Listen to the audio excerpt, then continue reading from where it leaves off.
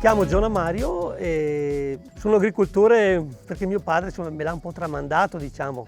Ho fatto un altro lavoro, però sono sempre stato innamorato della terra, ecco, fin da bambino, insomma, dopo per necessità, ma poi sono tornato adesso proprio perché la passione c'è.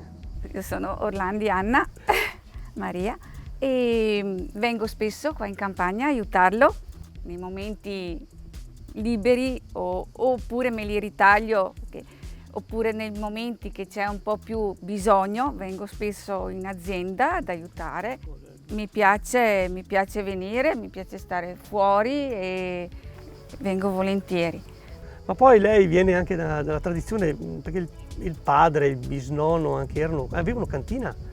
E il periodo più bello è adesso questo periodo qua, che vedi tutta la vegetazione, l'uva che si fiorita, il profumo. Fino a poco tempo, qualche anno fa, non riuscivo a distinguerlo.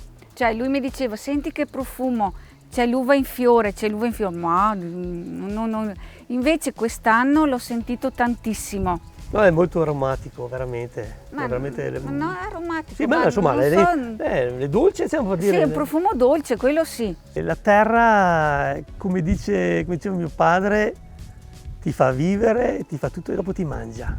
Devi essere lì, devi servirla, come si dice. Devi avere passione per la terra.